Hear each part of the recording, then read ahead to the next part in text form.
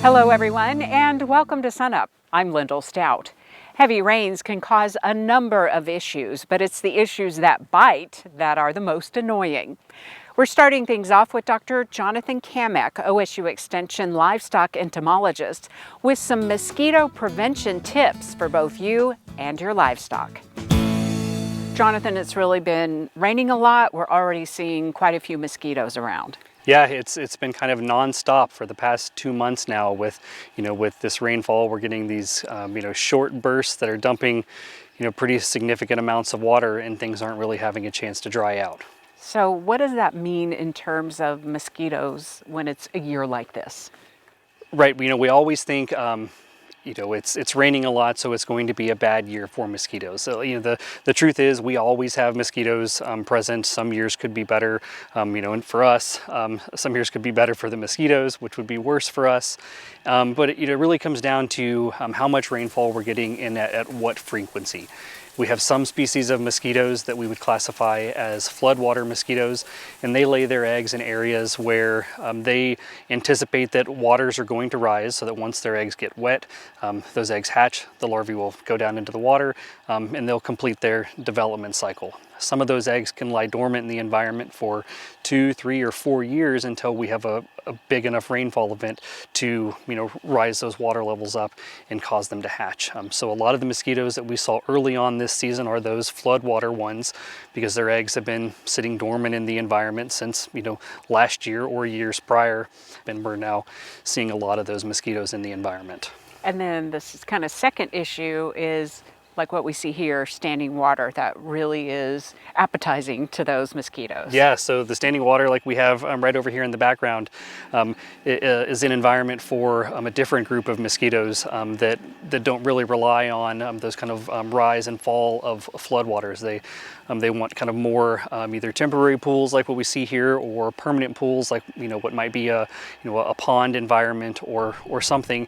But with the ground being as saturated as it is right now, we've got these environments like over here where that water is sitting for enough time, 4 or 5 days, kind of at the minimum, to maybe 7 to 10 days at the maximum for mosquitoes to be able to complete their development. And as long as, once every 2, 3, 4 days, it seems we're getting these pretty big rainfall events so far this spring, these areas aren't having a chance to dry out. And we could even see areas as small as a hoof print, being able to hold enough water to support the development of some mosquitoes. And these mosquitoes, once they're out and about, they're kind of non-discriminating, right? Between pets, horses, cattle, and people. Yes, everything we have right now is kind of non-discriminate in terms of what it's biting. Really nothing is safe, whether it's us, sitting outside, and on a patio trying to enjoy a nice cool evening, or even some cattle that are out trying to graze, or our pets. We're really all kind of at their mercy at the moment. Are they most active in the evening? Certain species are active in the what we would call the crepuscular times of day, or at dusk and dawn, so those are kind of some of the mosquitoes that we have right now are those, and then but others, as we just saw a minute ago, there are mosquitoes flying around out here right now. So let's kind of switch gears and talk prevention tips, both for people and for animals. There's some general things, right, like cleaning this up. Talk about that, and then some of the other prevention tips. Okay, so with a lot of our pests, we want to start thinking about those environmental modifications that we can make to make that area, not a good place for them to be able to reproduce. So in this example over here, if you have a corner of a pasture or something around a water trough, where there's always water standing, come up with some way to try to drain that, whether that's cut a little, small drainage ditch to get that water to move away so that it doesn't stand.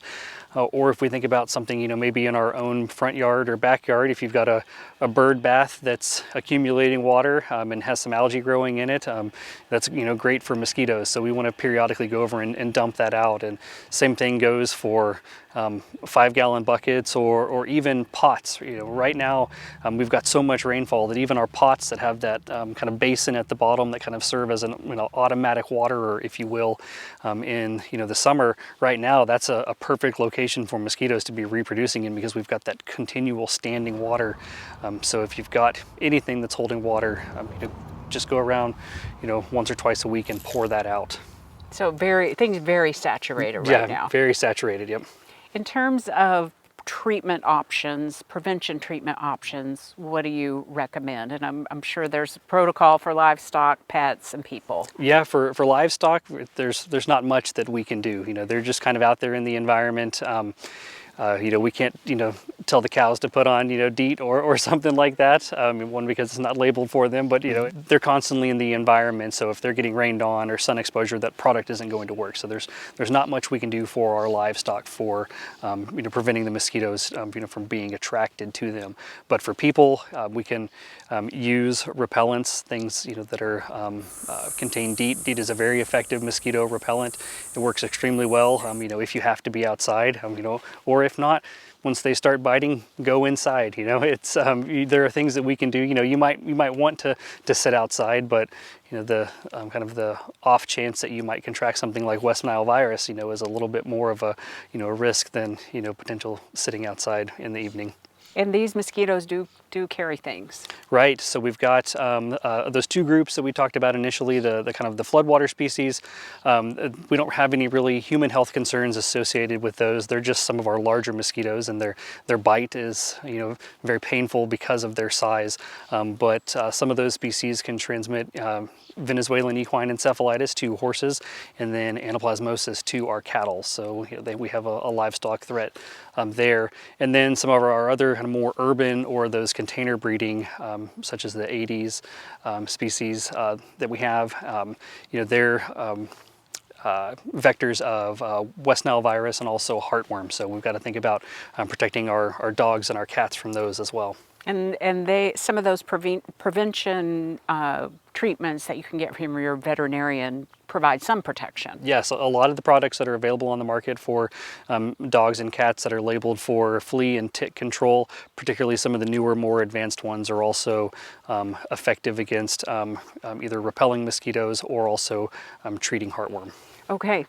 Great overview, Jonathan, and scientific information for us on a not so fun topic, but one we need to be aware of, especially in a season like the one that we're having. All right, thanks for your time today. Yeah, thank you.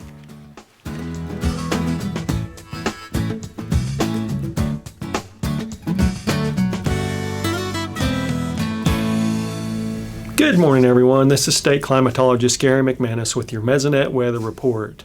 Well, we've gotten some really good news over the last few weeks with the U.S. Drought Monitor, and we have more good news today. So let's get right to that new map. Well, first, let's start out with the changes we saw this week across the state of Oklahoma. This is the Drought Monitor change for 1 week, so over the last 7 days, and we can see those green areas up in northwest Oklahoma and the Panhandle. That's a 1-class improvement, and that means if we go to the newest Drought Monitor map that we are now color-free in the state of Oklahoma when it comes to the Drought Monitor intensity scale. So that means even that D1 yellow color, which means abnormally dry conditions, is also gone. So that's a momentous change for Oklahoma. I know we had the no drought D1 through D4 last week, but now we have the no abnormally dry conditions either. So that's the first time since June of 2019. So 6 years rather, that we've been completely free of any of those Drought Monitor colors. And we certainly hope that we can keep this streak going for a little while longer. Here you see a time series of the U.S. Drought Monitor, again from that June 2019 on the left side, all the way through the June of 2025 on the right side. You can see those big spikes in drought, especially in 2022 and 2023, when we had much of the state covered with extreme to exceptional drought, the worst two categories. A little bit less as we go on to either side of that area. But again, that's 6 years of drought being in the state of Oklahoma. How did we get here? Well, look at all this rainfall since April 1st. Again, remember April 1st through April 30th, the wettest April on record in the state of Oklahoma, and that dates back to 1895. But if you include May and June, look at all those tremendous rainfall amounts, especially across the southeastern half of the state, where they got about 15 to at times close to 30 inches of rainfall. Now we go to the northwestern half, 10 to 15 inches in general. And it has been a very rainy June. Just over the last 3 weeks, we've had 13 out of the last 18 days with rainfall. And this is over southwestern Oklahoma where we're trying to get that wheat harvest started. So a very rainy period over the last 3 weeks or so, and all the way back to April, in fact. Now, signs of the long-term drought being alleviated, at least largely alleviated. Lots of lakes, 5 to 10 to even more than 20 feet above normal. I still have a few below. Lugard Altus down in southwest Oklahoma and Ellsworth, Yucca up in northeastern Oklahoma, but by and large, everybody has a surplus of reservoir water. And soils are definitely saturated. Here we see the 2-inch fractional water index, the soil moisture values from the Oklahoma Mesonet. Almost everywhere is nearly saturated. A little bit down there in southwestern Oklahoma, it gives us a little bit of pause for maybe drought development later, but at least everybody's doing pretty good so far. We're also avoiding the extreme heat so far with this rainy spring and early summer. Only a few stations have had at least 100 degrees so far this season, so doing well in that area as well. Of course, that'll change. It's Oklahoma after all. So nature's bounty has been, well, too bountiful so far this spring, but it certainly got us out of drought conditions. Now we need a few more drying days and hot days to further that wheat harvest along, so hopefully we get some of those. That's it for this time. We'll see you next time on the Mesonet Weather Report.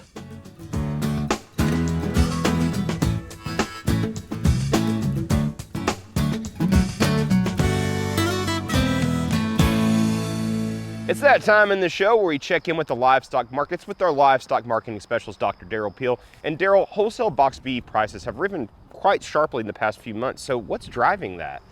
You know, since the 1st of April, we've seen a dramatic run up in prices, and you know, we expect to see prices increase in ahead of Memorial Day. So it's partly seasonal, but it's been very stronger than usual. And the other thing that's been going on since the 1st of April is we've seen a significant decrease in beef production that is a little bit of a surprise in the market. So what is driving that recent decrease in beef production? Well, you know, over the last year or so, fed beef production has stayed high, actually has increased year over year last year, and coming into this year was doing that. Non-fed beef, of course, cull cow slaughter has been down for a couple of years, but in the last last couple of months, we've seen fed beef production or fed beef slaughter go down. So steer and heifer slaughter have been lower. Could heifer retention play a role at all in that? Well, I suspect it is. We don't really have any confirmation yet that that's happening, but the steer slaughter is also down, and that's the part that's been a bit unusual here in the last few weeks. We're just a few weeks away from the first official start of summer, so what's your market outlook look like for the summer months? Well, as we go into summer, you know, we've had extremely strong markets. We've continued to set record high prices for cattle. We may see that sort of flatten out a little bit. Seasonally, it wouldn't be surprising to see them pull back a little bit, box beef as well as, you know, fed cattle and some of the feeder cattle markets. I don't know that we'll see that this year because of the underlying trend in the market. I think we may see it, like I said, flatten out a little bit. It could pull back slightly with the seasonality, but the seasonality's been mostly overwhelmed by the underlying trend in the market. So I think we're going to continue to see very strong markets through the summer. And what about in regards to consumer prices as we're, you know, in the heavy grilling months? Yeah, I don't see any real relief for consumers in this, particularly if beef production continues to fall. That alone is going to continue to push prices higher. There'll be a limited supply of beef. That means some consumers aren't going to get as much beef, but it's not because the demand is not there. It's going to be rationing that supply, and that's going to keep prices high. All righty, thanks, Derrell. Dr. Derrell Peel, livestock marketing specialist here at Oklahoma State University.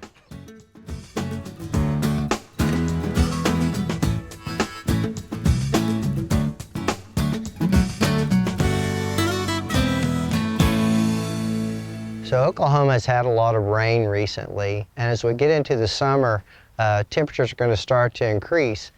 These are two conditions that are associated with foot rot in cattle.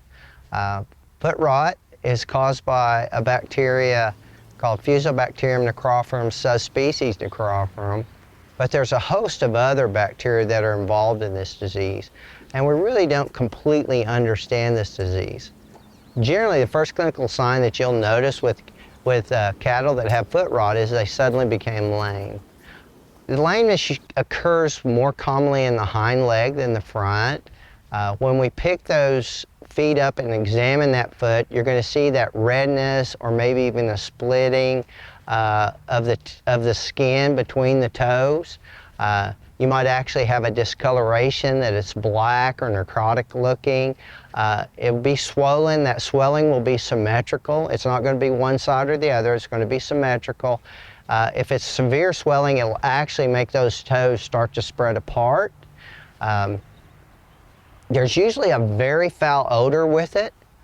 These cows don't like to eat, and they typically will have a fever. When we treat this disease, we're going to typically clean that area between the foot. We may apply a topical treatment. The most important thing that we're going to do for these animals is give them some type of an antibiotic. I would suggest that you consult with your veterinarian on what would be the best choice for your area. Another good idea when we're treating these cows, if we can get them put someplace where that foot will stay dry, that'll help the healing process. Diagnosing this disease is usually by clinical signs. We can take biopsies or cultures to confirm it. When we talk about prevention, that can be difficult when we've got these moist, soggy conditions that we're dealing with right now. It would be nice if we could get those cattle to dry areas, but that may not be practical. The other thing that's really important is that we have a good mineral program. Minerals like zinc are very important in the health of the foot. There is a vaccine. I would consult with my veterinarian about whether this would be a good choice for you. I think the most important thing to remember if you have an animal that's got foot rot is to treat it early. If we delay treatment, that's just going to lead to complications like bone infections and tendon and sheath infections, and that infection is going to just progress up the leg. If you would like some more information about foot rot, if you will go to sunup.okstate.edu, we'll leave some information there.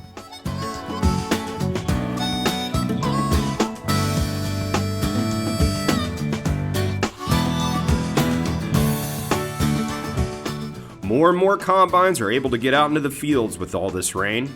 According to the Oklahoma Wheat Commission, wheat is coming in from the Oklahoma-Texas line to the Oklahoma-Kansas line. Some crews are getting lots of grain in the bin, while others are still waiting for wet crops and muddy fields to dry up. Across the state, test weights range from 58 to 63 pounds per bushel, with most wheat above 60 pounds per bushel. However, lower test weights are being observed where heavier rainfall impacted fields along the Highway 281 corridor, with a few fields in this area lost to excessive flooding. Yields are ranging from the mid-30s to the mid-50s across the state, while more intensively managed fields are coming in between the mid-60s and low 80s. The statewide protein average is 11.1%.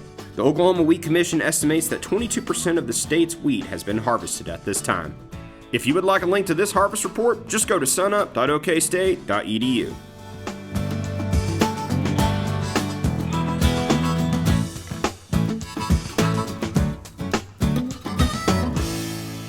Good morning, Oklahoma, and welcome to Cow-Calf Corner. Our topic this week is the current status of the cow-calf sector of the beef industry. The beef industry in the United States is really unique as compared to most countries. We've got a very large cattle finishing part of that, and the cow-calf sector itself, that segment that accounts for the production of the initial product, that calf that will eventually become beef, exists in a variety of production environments that get really extreme in terms of the temperature, the rainfall, the type of land that we use in one part of the country or another.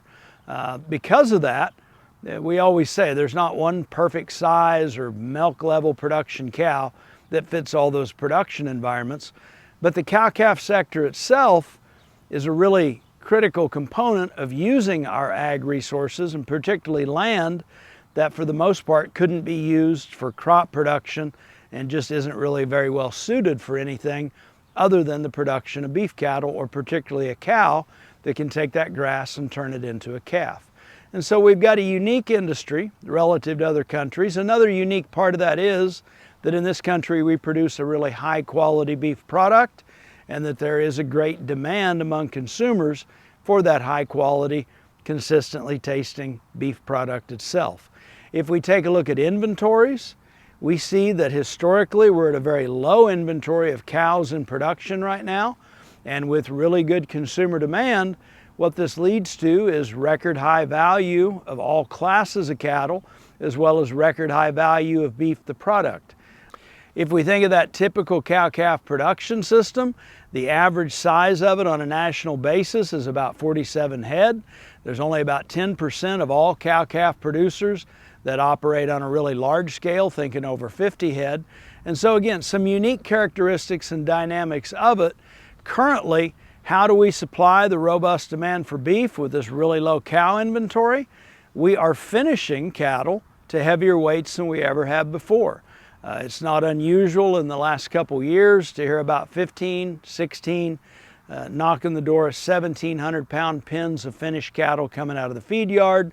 So that extra tonnage equates to higher carcass weights and helps us meet the consumer demand. As we think about the future, this currently low inventory of cows, what it's doing for prices, we often ask the question, are we going to see an expansion in the cow-calf sector and bring numbers back up? That's going to depend on things like weather and drought, but as we think of, if we begin to keep a really high percentage of replacement heifers this year, that biological time lag that I always talk about relative to beef production means that heifers born this spring turn into yearlings at 14 to 15 months of age that can be bred next spring, that turn into 2-year-old pairs 2 years down the road. We are now 6 to 8 months out from weaning those calves potentially turning into yearlings, and they're going to be fed for 6 to 8 months once they go in the feed yard. So we've got several year runway before we actually begin to see increased cow numbers and increased amount of beef, the product. So where we're at looks like where we're going to be for a while because of that biological time lag. I hope this helps, and as always, thanks for joining us this week on Cow-Calf Corner. Finally today, SUNUP's Curtis Hare takes us to Pittsburg County to learn about a new partnership between OSU Extension and OSU Medicine. It's Monday here at the Pittsburg County Extension office, which means it's almost time for the free health clinic to open. Once it gets here, that is. Right on time. Today we're here filming our OSU medical van. This is something that OSU Extension and OSU Medicine have come together and collaborated on and found a way to bridge the gap between Extension and Medicine. Pamela Ward is the OSU Extension Director and Educator in McIntosh County. Since last fall, Pamela, along with the OSU medical team, have been holding space for Oklahoma State University's virtual care clinic every week. So there's areas in the state of Oklahoma that are known as medical deserts. We've kind of been expanding virtual care for the past 12 to 18 months, really. Really after COVID happened, Oklahoma State University looked at virtual care as a tool that we could use to increase access to care across rural Oklahoma. Dr. Bradley Anderson is the medical director for virtual care at Oklahoma State University. He says when thinking about where to bring the clinic, it didn't take long to figure out where to take it. One of the ideas was our extension office that is well trusted within a community, oftentimes concentrated on around agricultural things such as soil testing and water testing, those kind of things. We thought, why wouldn't we use that situation for healthcare? So it's a health clinic on wheels, but what does that exactly entail? Surprisingly, a lot. Yeah, so this is a what we kind of classify as a walk-in kind of quick clinic. Not quite an urgent care because we don't do x-rays and we don't do procedures here on the bus, but we do provide kind of quick walking visits for colds, sore throats. Patients can even receive basic lab work for preventative care, and much like a regular doctor's visit, a nurse is there to assist. Blood pressure's good. 110/70. So I am actually the school's nurse, so I handle a lot of student and residents, so this gets me more into like the actual community side of it. So getting to see the patients, especially out in rural areas, this is where I'm from, so it's neat to be able to help the community and be a part of something big like this. Hello, how you doing, Mr. Jones? Doing good.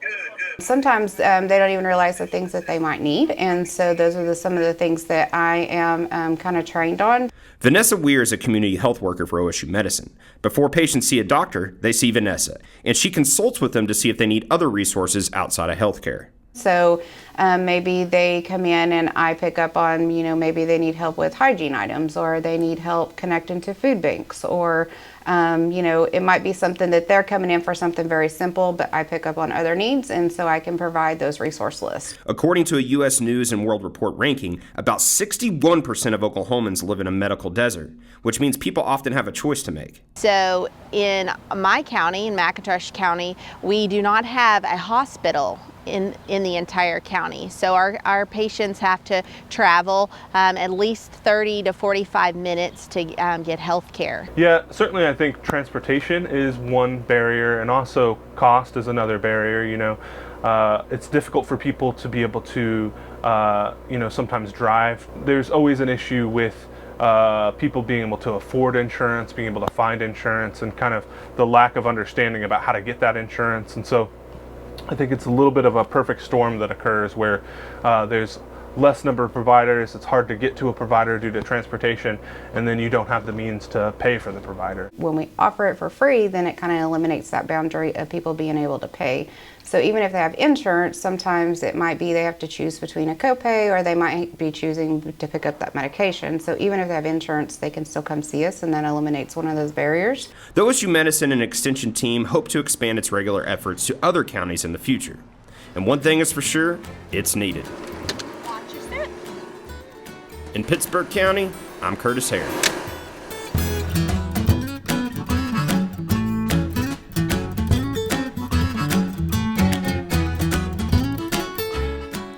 That'll do it for our show this week. A reminder, you can see us anytime on our website, follow us on social media, and stream us anytime at youtube.com/SUNUPTV. I'm Lyndall Stout. Have a great week, everyone, and remember, Oklahoma agriculture starts at sunup.